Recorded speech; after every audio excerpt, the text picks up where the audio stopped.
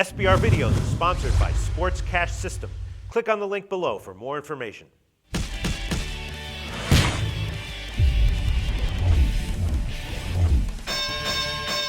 Hi, welcome to SBR Foreign Videos. I'm Peter Loshak. This is part two of the Upstone versus the World show for NFL Week 17. And Doug Upstone, you know, why should you tune into this show? How about 16-3-2 against the spread over his last 21 plays? That's why. Doug Upstone, thanks for being back with us. Hey, Peter, my pleasure to be back. Yes, it's been quite a ride. It's been a lot of fun. And this week on the games to avoid, I probably could have come up with 7 or 8 in this particular week because, as we know, we got a lot of teams that might be resting players for the postseason, and then you also might have a lot of disinterested teams who don't care to play. But I narrowed it down to 3 for you this week. All right, well, Doug Upstone, you have really impressed this year, and you seem a little bit too jovial and happy to be like a super sharp handicapper, but the record speaks for itself. The record speaks. I heard that from you before. Yeah. But, you know what? I don't think you have to be a curmudgeon in this business in order to be good or bad for that matter. Yeah. Well, your voice sounds like Casey Kasem, but your record is as devastating as Anderson Silva. So, you know, hey, all props to you, Doug Upstone. All right, games to avoid for NFL Week 17. What's your first game that you recommend we avoid? The first game is Carolina at Atlanta. Now, there's no question that Carolina is the better team, you know, in this situation and going to the season finale for both teams.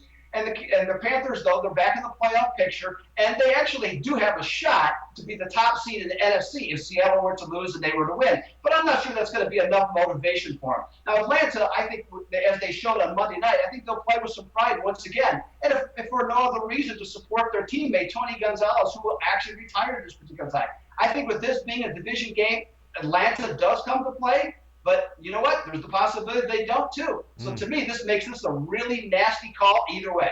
I hear you. You know, on the opening lines, I kind of really liked Atlanta, and I bet it on the opener. I got like 6.5. I previewed the game with Troy West. He said he liked Carolina. In the end, you might be the one who's right. Stay away. But I'm still kind of leaning towards Atlanta, but maybe not so much anymore. All right, game to avoid, number 2, Doug Upstone. Number 2 is Washington at the New York Giants. Now, both the Redskins and the Giants have suffered through unimaginable seasons.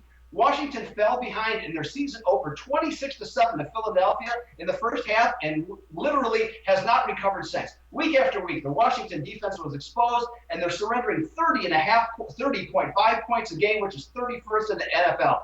Eli Manning, as we all know, has had an awful year, and the Giants started 0-6, and he's thrown a career-high 26 touchdowns, and their turnover margin this year is -16. Having to choose between the Washington with no defense or the Giants turnover machine, to me, is a lot like choosing between Lindsay Lohan or Amanda Bynes for a night out in the town. You know what? Stay clear of this one. You see, that comment just doesn't sound like something a super sharp NFL handicapper would say, but your record speaks for itself.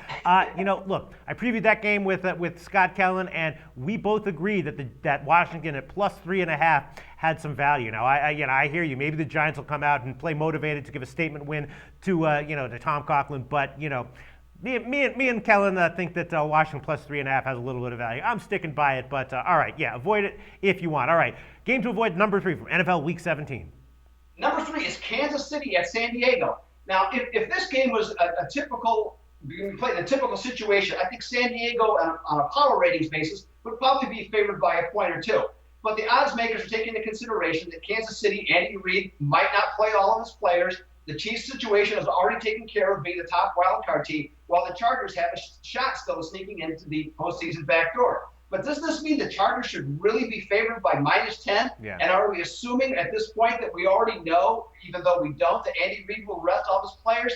I think there's too much, it's pretty convoluted, really, in this case, and I'm going to pass on this one. Now, I hear you. I previewed the game with Sean Higgs from NJWiseGuys.com, and he actually gave pretty interesting reasoning for liking KC getting all those points. And I agree with you. I'm definitely going to stay away from the side. I actually think that the under 45 might have a little bit of value. But, as far as the side's concerned, definitely too many unknowns, definitely scary for me. All right, Doug Upstone, thanks once again for these shows. Talk to you again next week.